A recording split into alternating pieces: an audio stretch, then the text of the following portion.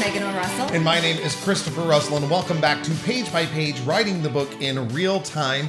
And Megan, is this the first episode we've done where you have had your new boot? I think it is. Yes. I have the freedom. She's currently sitting without it covered at all. I know. Well, I'm icing it. I know. No, I'm I know not you're like, icing it. I'm not, Mom, I'm not just goofing around with nothing covering it.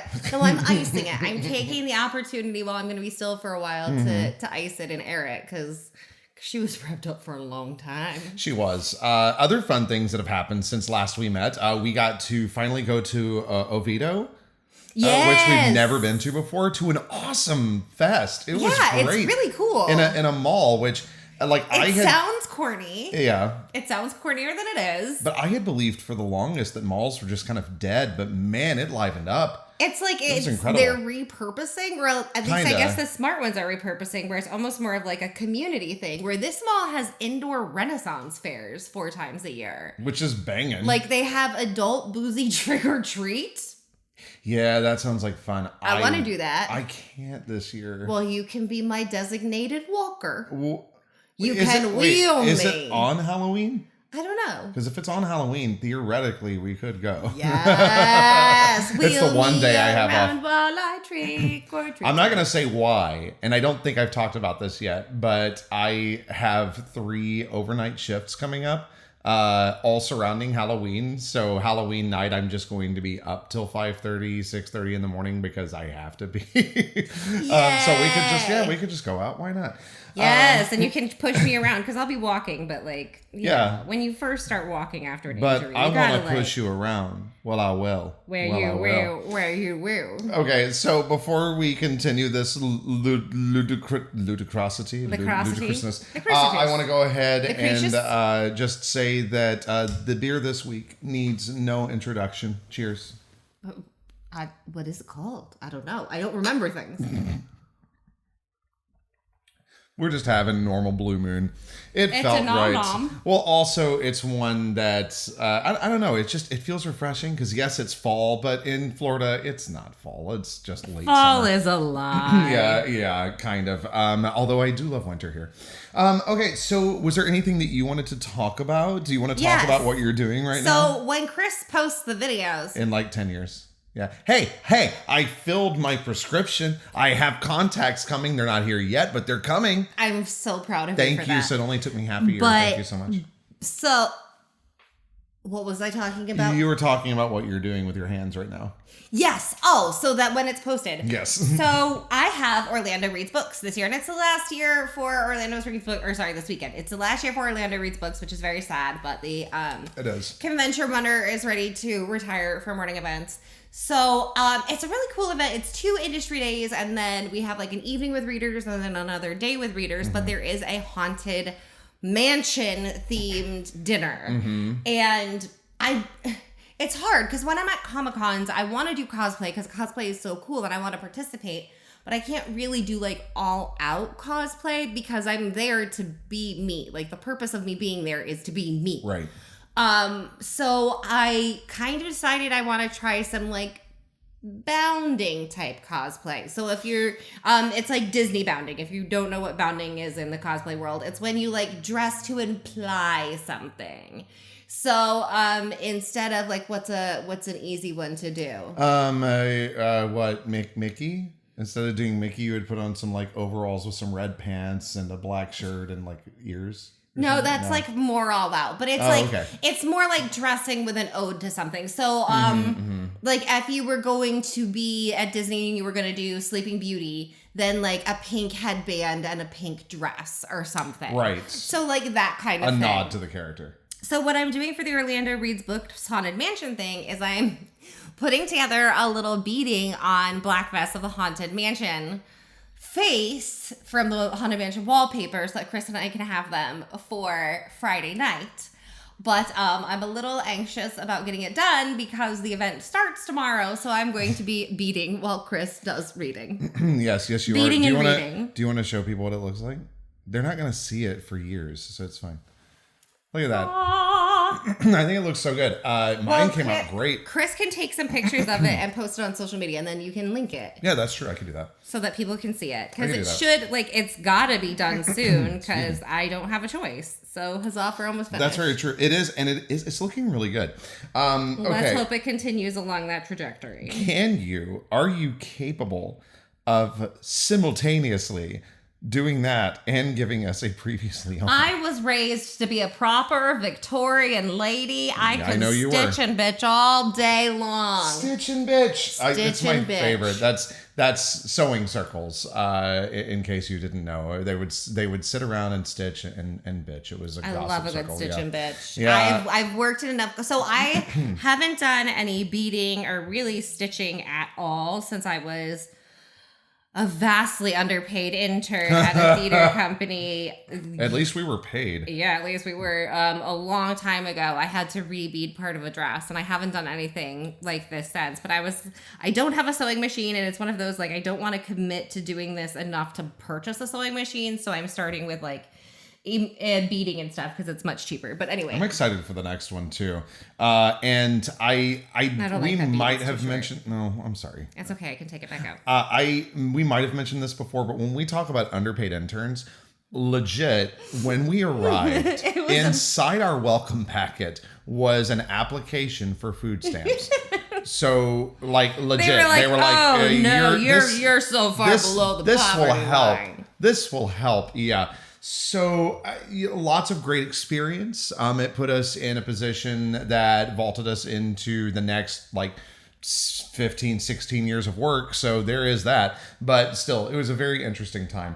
Okay, so you're going to keep... It was a dark time. It was an impoverished time. It was the best side of after times. that, like, you can look at being real poor and you're like, meh, I've done worse than that. Yeah, accurate.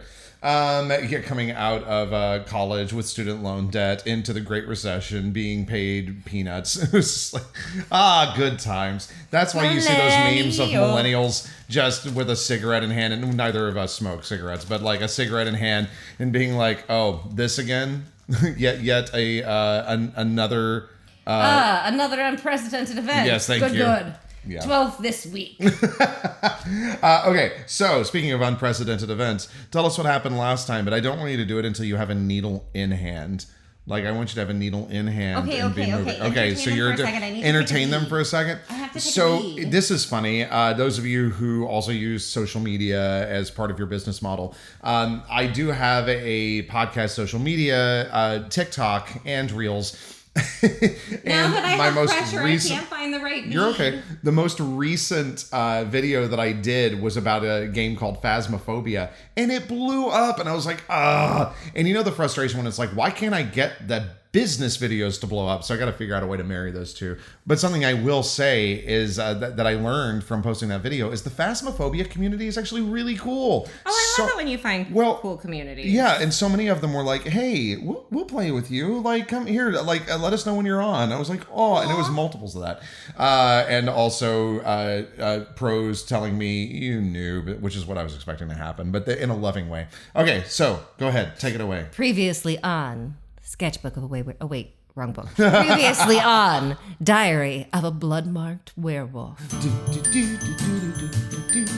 We have arrived at Field Day, and it is finally time for the competition to begin. You're doing Page well. is called. Stop moving. Stop Sorry. stitching. I'm used to looking at the camera for the videos that are never going to go up. Okay, sorry.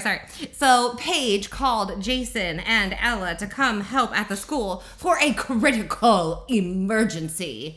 They go early to the school, and as they arrive in the parking lot, Ella is pulled into a vision of Noah dying again. And then she comes out of the vision screaming, and Jason's screaming, and everybody's screaming, and it's really early in the morning for that. Did I do a good job? You did a very, very good job. Okay, now I'm going to move the microphone. The microphone. All right. Are you ready for me to begin, Megan? I am ready. Are you ready for me to begin, audience? Yes. Thank you so much. All right. So then I proudly present to you Diary of a Blood-Marked Werewolf by Megan O. Russell. And that is Laureldale Book 2. Chapter 14. Meaning? Heat hit my shins before I realized my coffee had flown from my hand, cracking open against the dash, soaking my shoes, though the shock of wet feet hardly mattered since I was already screaming and Jason was screaming and a third voice was fucking screaming too. Fuck, Ella! Me? I couldn't form the sole syllable. I couldn't make my eyes focus in the daylight either, not after the sickly yellow glow of the fucking Noah vision. Noah dead. Noah running toward Jason's car. Fuck, shit! Jason pried his hands from the steering wheel. Noah running toward Jason's car came before the vision. Are you okay? Jason's head whipped to me, then to the windshield, then back to my face, then down to my soppy shins, then back to the windshield. Fuck, Noah! Noah running had been real. Fuck. I blinked at the windshield. Fuck.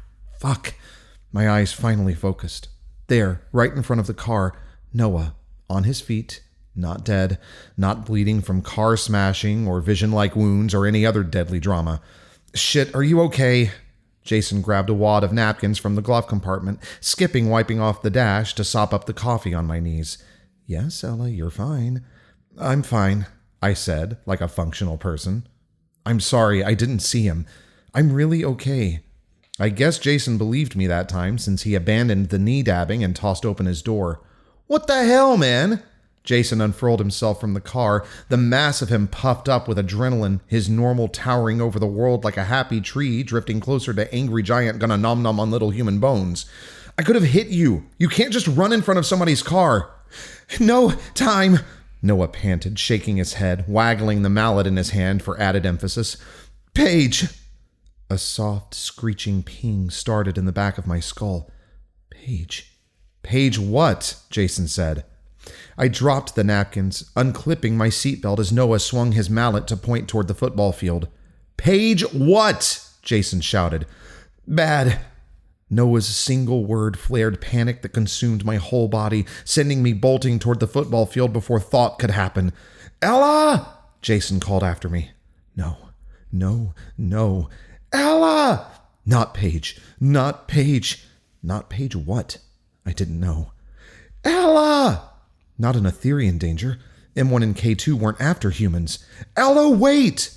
But roofs fall, and staff rooms catch fire, and young, healthy people die in random, stupid, awful ways, and I couldn't lose my friend to any of that bullshit. I couldn't survive plunging into the blackest parts of grief again. Not yet.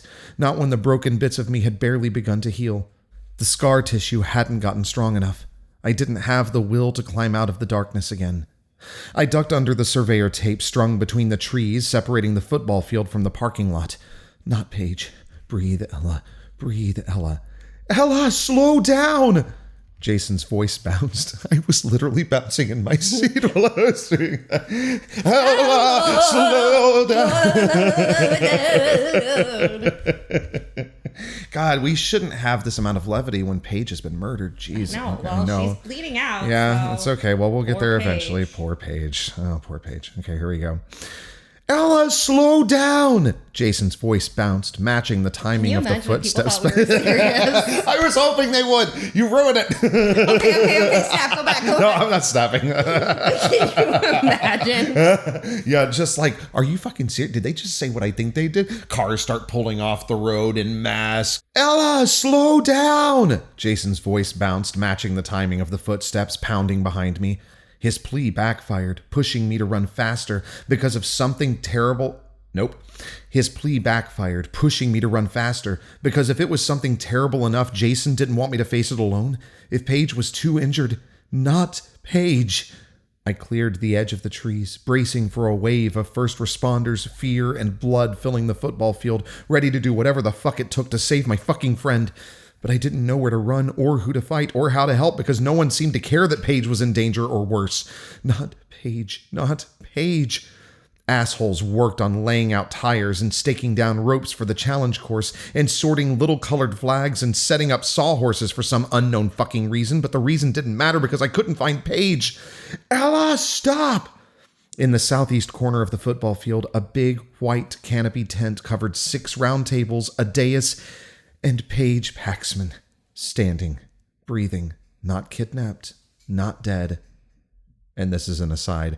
and not bleeding out, because we wouldn't do that to you guys. We wouldn't giggle. well, I don't know. I might. I would giggle. That's just because you like torturing us. Person than me. And Paige Paxman, standing, breathing, not kidnapped, not dead, apparently on the verge of attack.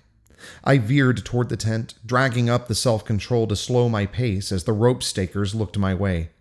Failure to read the plans, Paige's crisp, pissed voice cut through the thundering of my pulse slamming in my ears, does not give you the right to walk on my dirt. I reached the tent, cutting between the tables, ignoring whatever the fuck someone said in response to Paige's dirt demand, needing to check Paige for blood, burns, and other signs of bullshittery. The tent has been placed, the dais has been placed, a woman with steel gray hair said. Nothing is moving. I grabbed Paige by the shoulders, spinning her toward me, but Paige's focus stayed absolutely stuck on steel hair like I hadn't even touched her. If the dais stays where it is, Paige's voice came out strong, clear, lots of anger, no pain. When people inevitably cross behind it, there is no reason, Steele tried to cut in. Not having a reason won't matter, Paige plowed on, quick. Thoughts on track, no sign of head trauma. People are going to cross behind the dais because that's what people do. I couldn't risk it. I gripped Paige's face, tipping her head down, running my fingers over her scalp, checking for wounds. No blood, no bumps, not even any dirt. Ella, hun! Paige tried to take my wrists, but I threw my arms around her. Okay, hi, good morning. You're okay? My words came out wobbly. My breath caught between panted gasps and fought off sobs. Yes, Paige said. Noah, I swear to fuck! Jason didn't sound any better off than I did. We're done here, Steele said. What the fuck were you thinking? Jason said. Oh, we're not done. Tessa, who I hadn't noticed during my the fuck is wrong with Paige panic, said. The dais is moving 3 feet north. Actually, the whole damn tent and everything in it is moving 3 feet north. Ella, what happened? Paige rubbed comforting circles on my back because I was a crumbling ass still clinging to her, trying not to cry. Noah made it sound like you'd been kidnapped, Jason said. No, I didn't, Noah squeaked.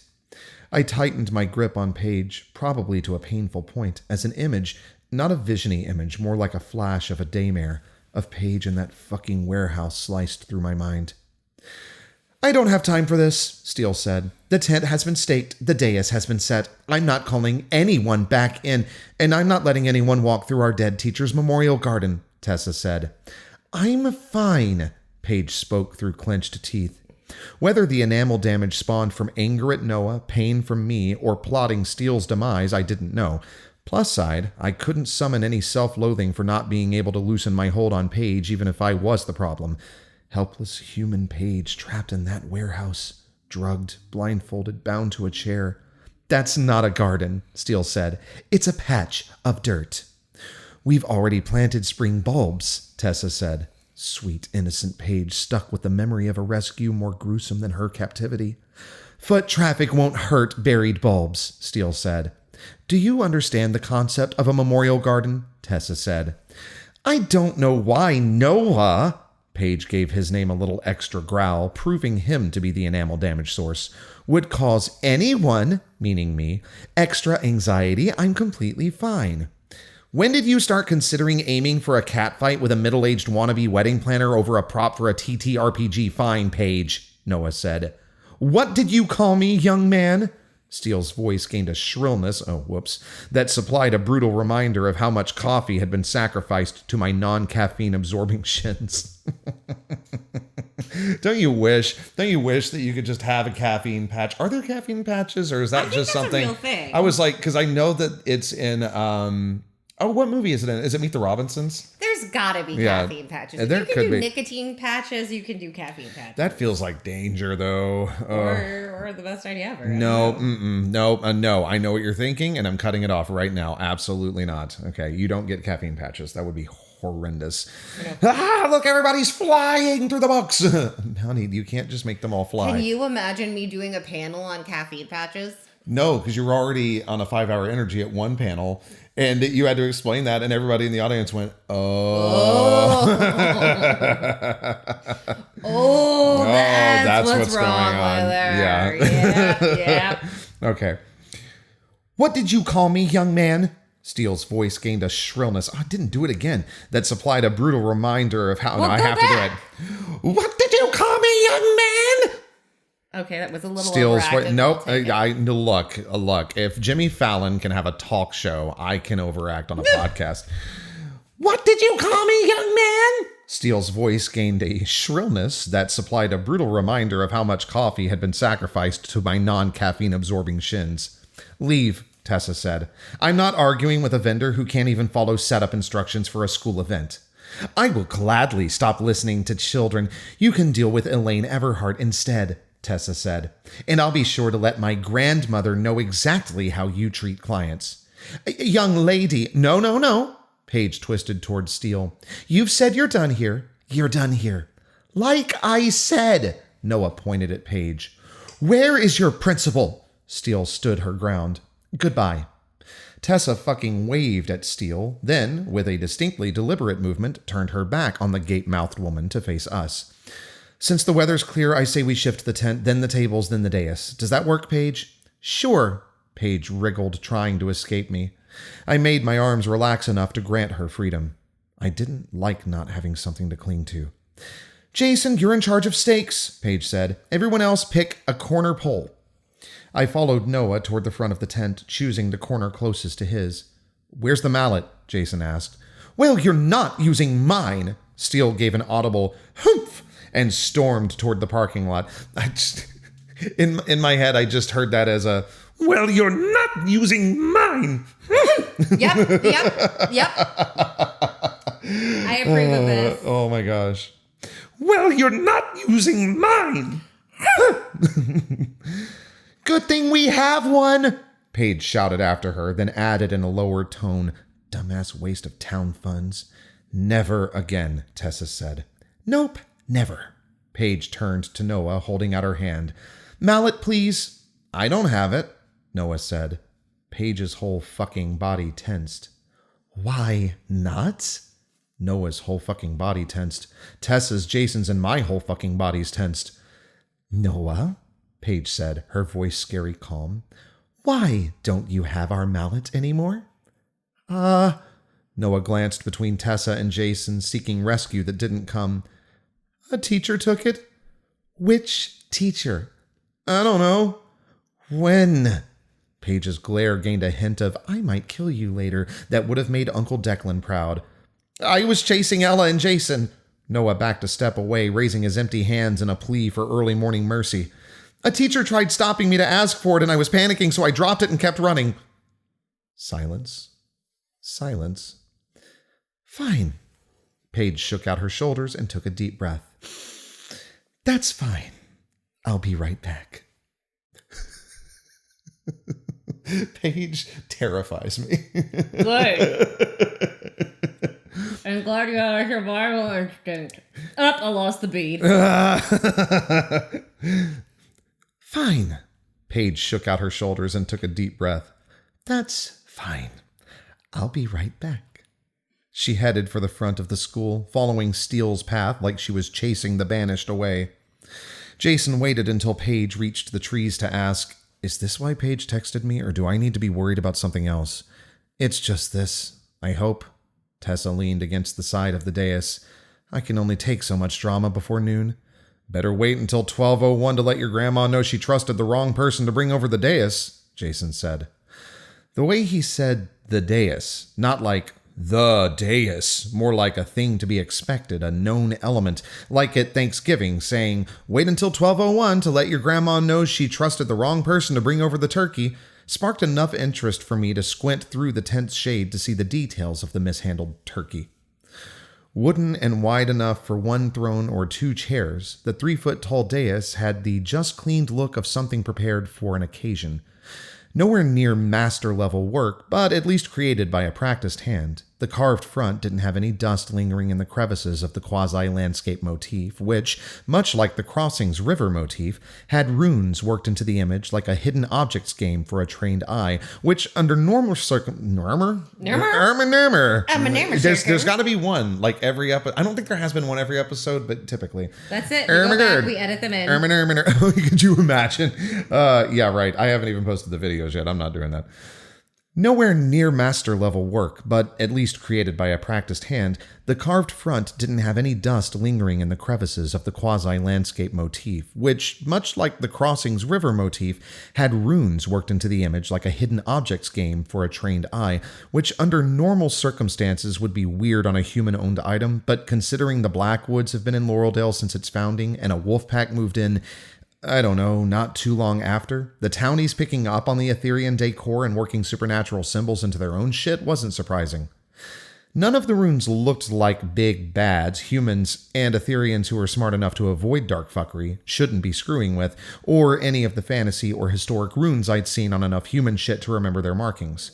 A rune system made for keepers of the arcane text like the KAT version of Klingon? Random bullshit the carver thought looked cool? Deeply meaningful supernatural shit I just didn't recognize because my rune knowledge fucking sucks. I memorized the most repeated runes on the dais, making a mental note to look them up if I ever had access to Kate's library again, just in case the carver had managed to get their hands on option 3. Are we going to be able to move the dais ourselves? Noah surveyed the thing with a pinched lip, furrowed brow combo perfect for eyeing an oozy beast. There's a reason your grandmother has professionals move this thing? Tessa rolled her eyes. We have to shift it a few feet. We'll be fine. Why does Field Day need a mover-worthy dais? My tone came out with a touch more judgment than I'd meant. I really needed to find a new cup of coffee. Because, Tessa cleared her throat, it's just too special to only be brought out once a year, she finished in a stern old lady voice. See, that's not how I heard my old lady voice, but Megan doesn't want it to be too old, so I show can't them your make version. it. Oh, okay. It's just too special to only be brought out once a year. Yeah, but you have to consider how old her grandmother would be. Yeah, no, not legit. Your grandmother. My grandmother's dead. Exactly. So that would sound more like... Sorry. Hey, if we can't laugh at it, who is going to, you know? Not your grandmother. I'm so sorry. Oh my God. You know, okay, I'm just going to say that we all should have been expecting this to happen, considering the material we're dealing with. Okay. Wait, what material? Death. Oh. Fair. Okay. Kind of casualty in this series. Somebody died. Another one. Yeah, legit. Okay. I don't know. My uncle's just out there killing some bitches for shit. What, Uncle Declan? Yeah. Yeah. I can't wait to meet Uncle Declan. We get to meet him at some point, right? Yes. Okay, great. She has other uncles too? She has 2 uncles. Do we get to meet the other uncle? Well, she has 2 uncles on her dad's side, but she doesn't know her mom's brothers, so. I see. Oh, right. Okay. So, like. Yeah, fair. All right, cool. Because, Tessa cleared her throat, it's just too special to only be brought out once a year, she finished in a stern old lady voice. Sure, I nodded like that answered the question. My grandma believes in making the most of every occasion. Tessa switched to sitting on the dais. An anonymous donor commissioned the dais to be used for the town tournament every year in loving memory of a Keepers of the Arcane Text champion. That's really nice, I said with no sarcasm, though an admitted slice of envy at such a public memorial. That's not a thing Ethereans get to do. My grandmother's the collections manager for the Historic Society, also known as the Warden of all things Laureldale. The original town land records, the second town Bible, the still charred metal plaque from the church that caught fire, destroying the first town Bible, 3 of the dresses the Flood widows passed around to wear when they all remarried. She's in charge of it all, and people know better than to argue with her. If Mrs. Everhart decides the preserved chunk of roof from the flood is going to be the stage centerpiece for the widow's run ceremony, again, Jason said. Yep, Tessa said. And that's not all. Her hip is feeling better, so she's been spending a lot more time with the collection. Last I heard, we'll also be enjoying one of the bells the widows rang when their voices got too hoarse to call for survivors, and the branch a washed-away miner carved his dying words into as he bled out while impaled on the side of a tree. This material, Megan Elizabeth. This material. This is what I'm talking about. I was raised in a house where we had a dead room. I don't know what you want from me. Blame all fucked uppery on my mother. Yeah, I mean, yeah. I think that even she would agree with most of that. And she'd be like, yeah, I did a good job. Okay, so thanks, proud. Mom. So proud of you. Last I heard, we'll also be enjoying one of the bells the widows rang when their voices got too hoarse to call for survivors, and the branch a washed-away miner carved his dying words into as he bled out while impaled on the side of a tree. I added another mental note, this time to avoid that display and never, ever, ever enter wherever the fuck that hell collection lived. Wouldn't it be nice if Laureldale chose to focus on a more cheerful event? Noah sighed, his cheek pressed to the tent pole. Not gonna happen. Widow's Run is too locked into the town's branding.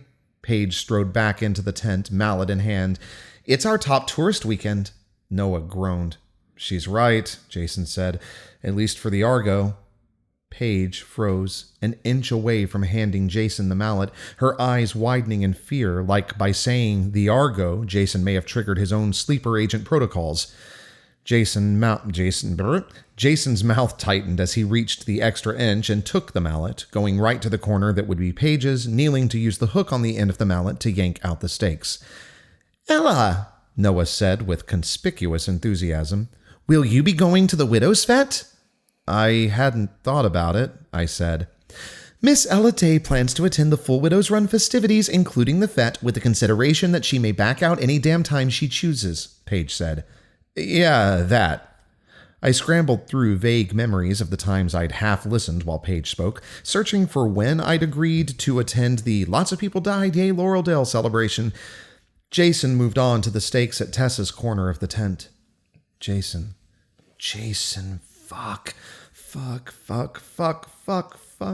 I forgot about showing my word during Widow's Run weekend. My words came out in a jumbled splat.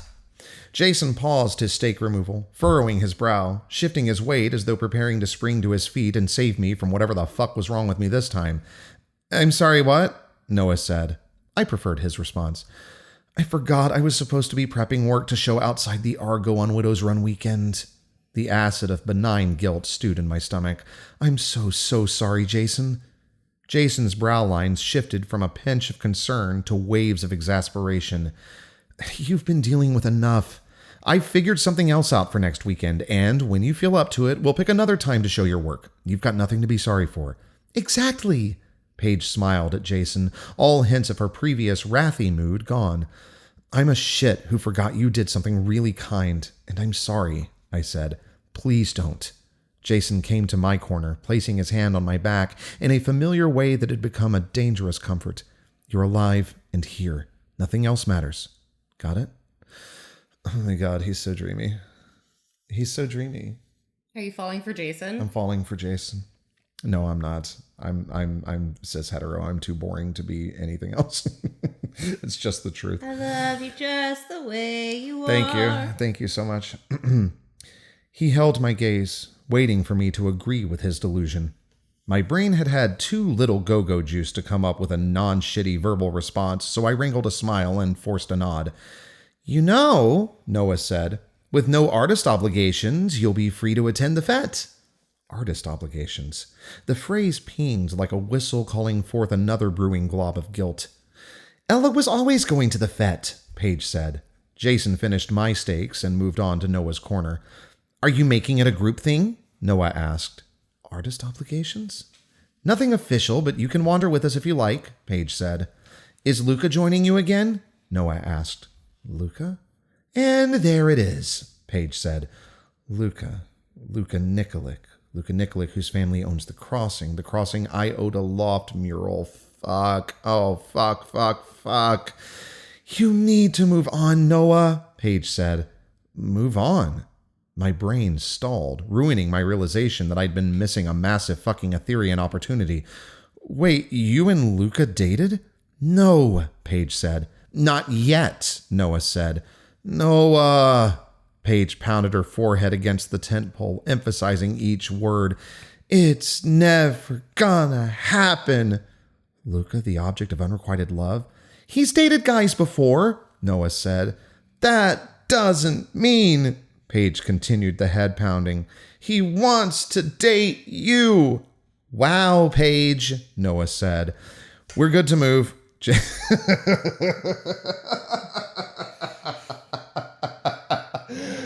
That line cracks me up. I'm glad. Just Jason ignoring all the bullshit drama that's happening. He's trying. Man. He's just like, trying. Whatever.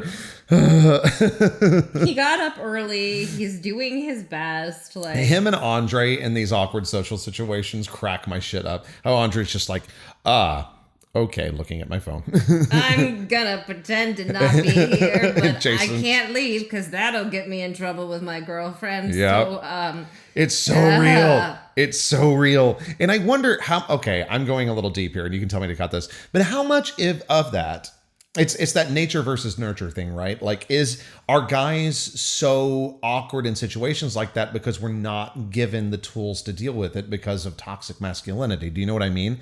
Because there is this whole like, well, we don't deal with our feelings as guys. I'm not saying every guy has done that. Like I'm just thinking about Justin. I'm calling Justin out on the podcast. He doesn't seem like somebody who had to deal with that because he is so emotionally mature.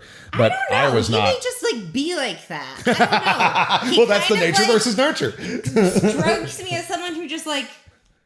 It's just always cool. Like came out of the womb and was like, okay, I guess we're doing this. It's like, okay. Where? Okay. Yeah, food would be great. I don't know. That's me imagining Justin as a baby. Where? Can you imagine if that was the sound your baby made? Where, man? Where? I don't know if you'd be thrilled as a parent or horrified. You know, but like, well, I guess won't be sleeping or waking me up much at night. But then you wake up when they're able to crawl out of the crib and they just come up to you and go, where? I think that'd be terrifying. The thing is, one of the major reasons I never wanted to breed was because I would breed a demon child, and I know that, and I like no. Yeah. With a full and distinctive no. Yeah. Well, we also, I mean, to be frank, we thought that we were going to be doing the traveling actor life for like forever. I think. Like, I don't know that we ever necessarily had plans to do what we're doing right now. So having any kind of child while trying to do that would have been very difficult. So there's that too. Also hilarious. Just store the kid in the trunk during shows. Oh my God. Okay. So do not call CPS because we do not, in fact, have any children. And we do not store our cats in the trunk. Thank you very much. No, they're my sweet babies. They deserve everything in the world. Okay. We're good to move. Jason tossed the mallet into the grass beside his pile of steaks. Hop on 3 and shuffle carefully toward Ella and Noah's side. Okay, 1, 2, 3, Paige counted without waiting for any of us to object. We all lifted and shuffled anyway. Down, Paige said all of 10 seconds later. Jason, see how we look? Jason jogged back 50 feet. So is Luca going to the widow's fete with you guys? Noah asked. Give it up, Noah, Paige said. Noah stepped away from his tent leg, squaring his shoulders at Paige. He's hot. He's brave. He's been the man of my dreams since 8th grade. A good friend would support me chasing my soulmate. Luca, the stalking victim? Noah, your corner's tipping, Jason said. Noah ignored him. My future husband is grieving the tragic loss of his first love and needs a friend to support him through that process. If this happens to be what opens his eyes to what a loving and supportive partner I am, so be it. Luca the beloved? I'll start with Ella's corner then. Jason grabbed 3 steaks and the mallet and headed my way. Noah, I think you should consider... Tessa shifted her weight from foot to foot, her corner of the tent wobbling along with the movement. That maybe, with all that's going on, spending time with Luca isn't a great idea, at least for now.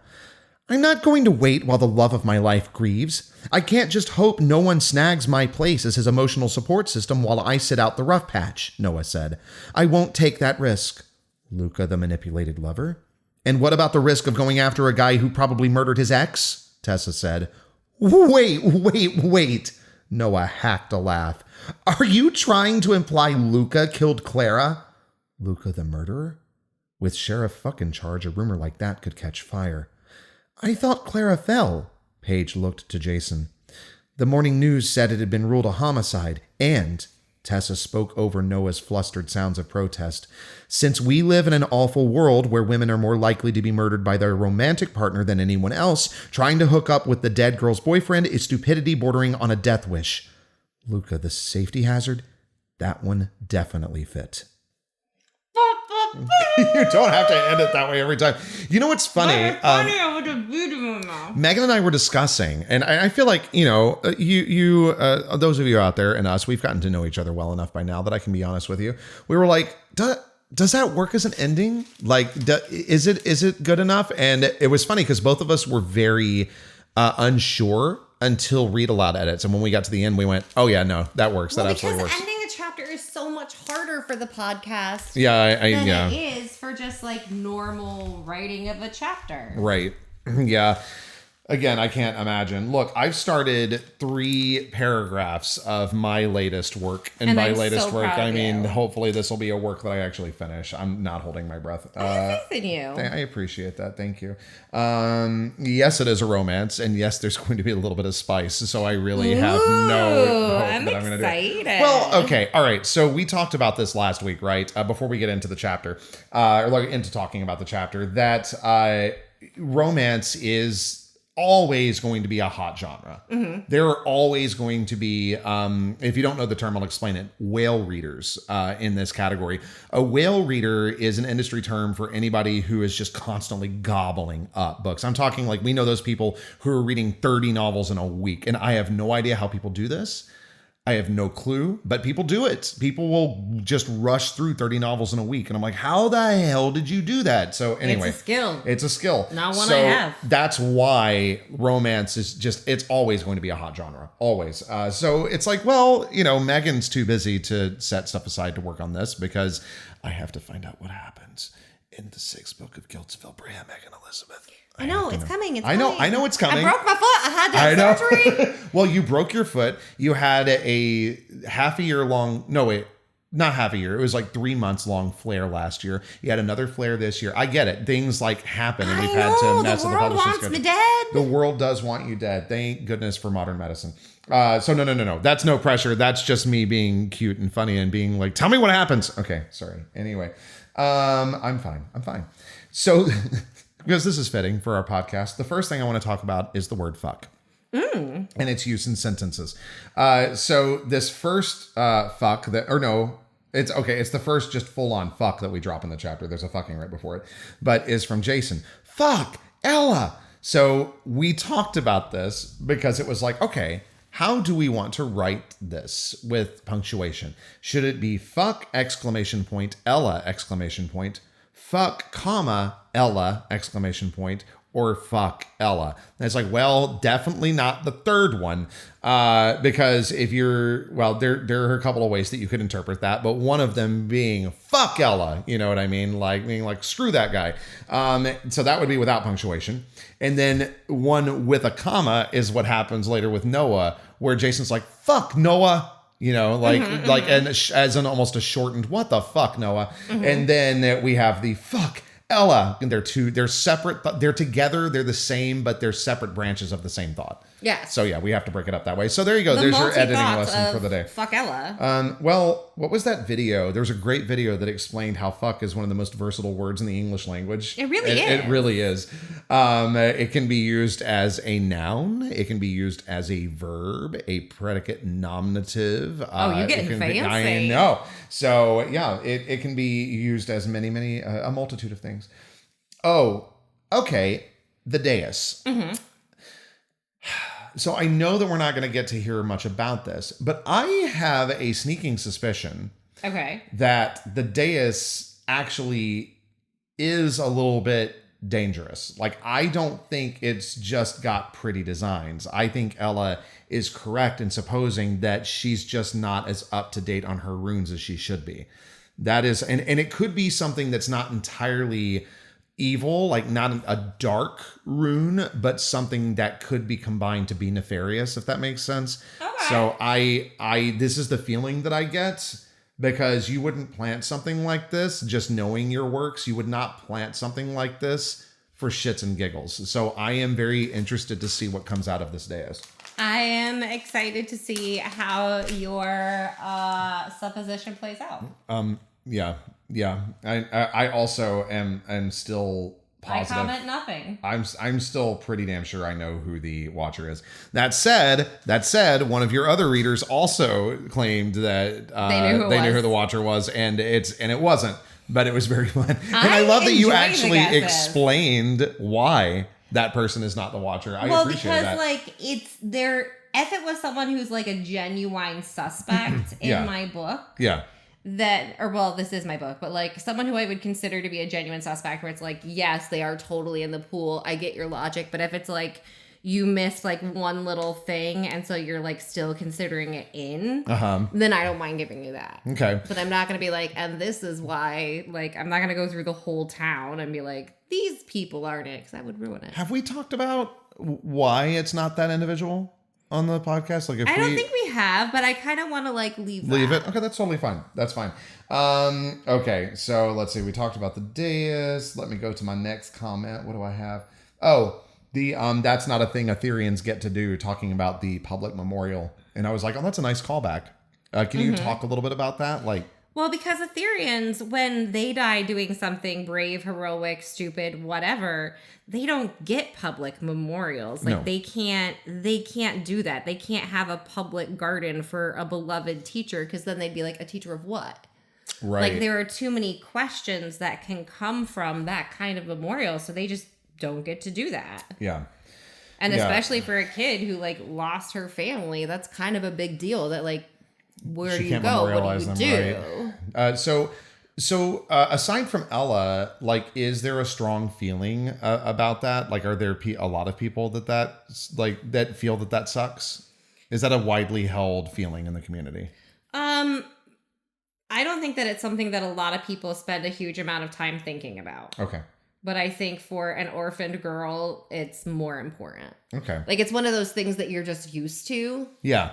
But it's become more important to her because of the situation. That makes sense. Okay, so we decided to delete the latter part of this, but I still wanted to talk about it. The Tessa talking about how her grandmother is in charge of all these things historical about Laureldale.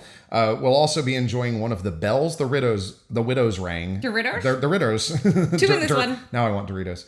Last I heard, we'll also be enjoying one of the bells the widows rang when their voices got too hoarse to call for survivors, and the branch a washed-away miner carved his dying words into as he bled out while impaled on the side of a tree. Like, what the hell? So that, and also, what else is there? A chunk of roof from the flood, a charred metal plaque from the church that caught on fire, the original Townland records, the second Bible.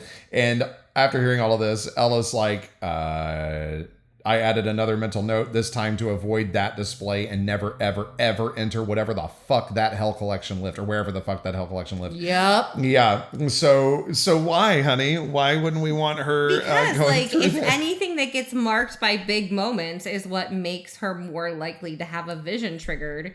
So being like, these wedding dresses that passed hands to all these widows. That's not good. Oh, this roof that floated down the river is people like, that's just vision hell. Why? Why would you do that? I don't know if you've made this a part of your lore, like if this is something you've considered, but do regular humans do they experience hauntings in buildings that have seen a lot of trauma? Do they have like a sixth sense about this stuff? Is that something that they are capable of?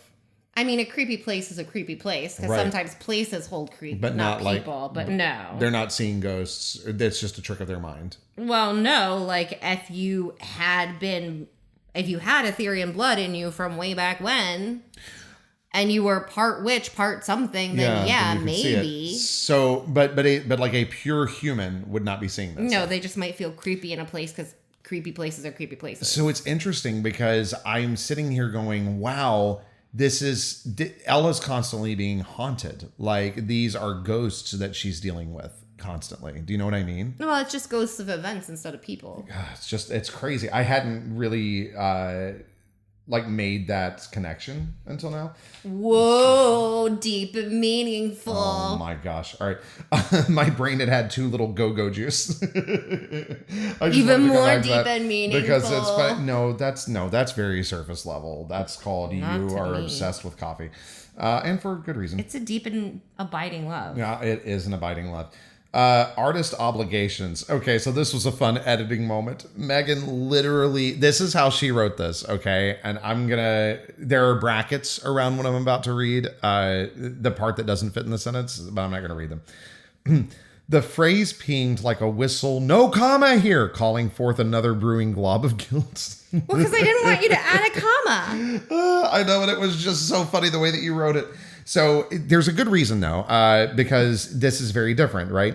So funnily enough, I had to pause to talk to Megan about this. It's like, wait a minute, let me make sure that I fully understand and I'm not making an ass out of myself again. That's your favorite thing. It is my favorite thing to so do. rude. I'm very good at it. No, it's okay. It's okay. I am the pony. We've talked about this. I've always been the pony. You got to ride the pony.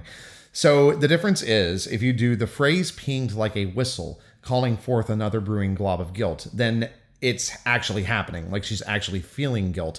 But if you remove the comma, the phrase pinged like a whistle calling forth another brewing glob of guilt. Do you see how that's different? That is literally, it could call forth this guilt, but it doesn't actually happen.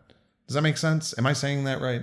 Yes. Okay, great. Perfect. I'm proud of you. Moving on. Thank you so much. Thank you. I am proud of me too. Hopefully my English teachers from way back when are listening to me and going, oh, good. He's not a complete idiot.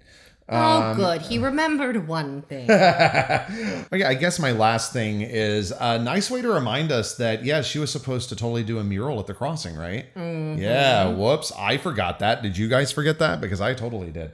Well, she did get kidnapped, so she's had a lot going on. Like she has, and I'm sure that Mrs. Nikolic isn't like holding this against her or anything. Well, Mrs. Nikolic's also freaking out about like, will my kids be kidnapped? Who's to say? Like she's had shit going on too. She's pretty busy. Yeah, that's fair. Okay, well, that's all that I had. Was there anything else that you wanted to discuss?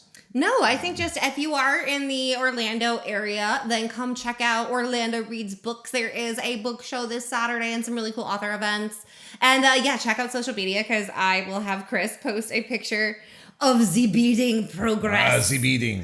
But yeah, I think that is it. Okay, great. Yeah. Awesome. Well, then tell them where they can find us. You can find us on TikTok, Instagram, Facebook, Substack, where you can find the Page by Page podcast's official home, and of course, wherever you like to get your podcasts. And please remember to like, follow, subscribe, comment, review, whatever you can do on your favorite podcast platform so that more people can find Page by Page and Ella Day's story. Yes, and as always, thank you for reading.